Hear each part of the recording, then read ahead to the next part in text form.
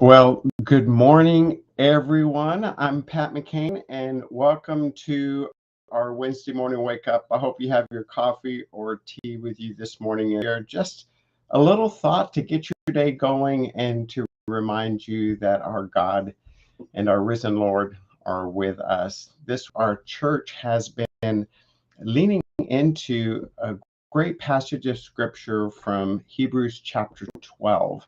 And I want to read you a portion of that.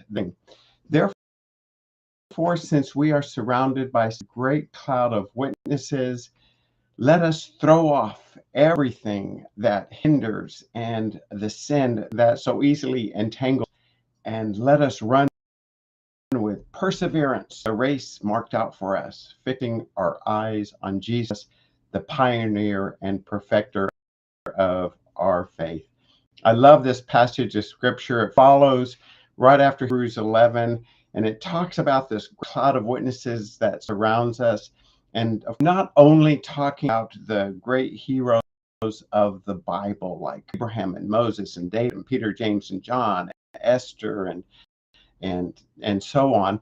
I think it's also referring to in our own lives the cloud of witnesses today that inspire faith and courage in our hearts, whether it's our teachers and mentors or friends, parents, and grandparents. This is a great reminder today that there are people surrounding our lives who have poured themselves into our lives, even today in our memories or in real life, are cheering us on. I'm curious today, who's in your cloud of witnesses today cheering you on? Well, these heroes are encouraging us, and as the writer of Hebrews reminds us, to run the race that's set before us, run after that purpose that God has embedded in us, run after that dream that God has for us in our lives. And He tells us to do it by being unhindered, by running free from any sin or any entanglements, anything that would get in the way of what God has planned for us. I thought about this passage of scripture this past week as I was out on my morning run around our neighborhood park, and I was joined unexpectedly by dozens of middle schoolers running as well. And they were obviously running much faster than I was, and they were laughing and giggling. And for some reason, as they lapped me, they had the unction or whatever to say, "Good morning, sir." And I think it came from the fact that they were surprised to see a guy like me out there running. But the way they ran was quite differently from I was running. Sometimes I tend to slog along, but there was something about the way they were running that was so different. It was fun for them. They were free. They were light on their feet.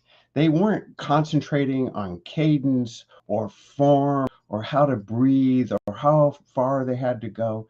They were just out there on a beautiful morning with their friends, enjoying life and enjoying the gift of being able to run. And I think they taught me a little bit that morning on how we're designed to run, but maybe a little bit about how we're designed to live free and unhindered. I think as the years pass, something changes for a lot of us. I think we not only gain some weight in our body, most of us, but we also tend to take on some weight as well.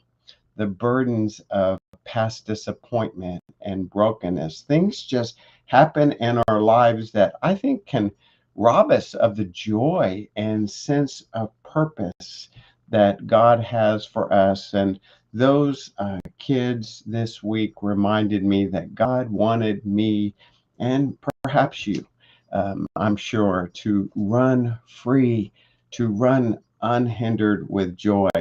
So this morning, I wanted to remind you that there is a great cloud of witnesses cheering you on. Maybe there are people from the Bible, but I'm sure there are people in your past and even today who believe in you and are cheering you on and who care tremendously about you. And you'll count me as one of those in that huge cloud of witnesses that surround you.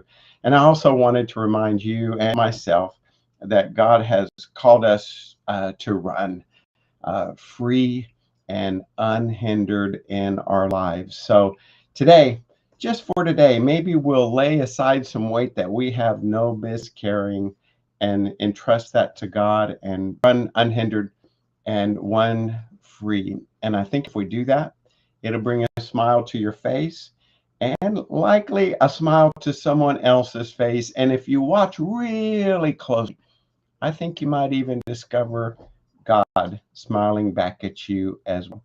So today, have a joyful and a playful day, knowing you don't run the race alone. Have a great day. Thank you so much for joining with me on this Wednesday morning wake up. I'll look forward to seeing you again next week at the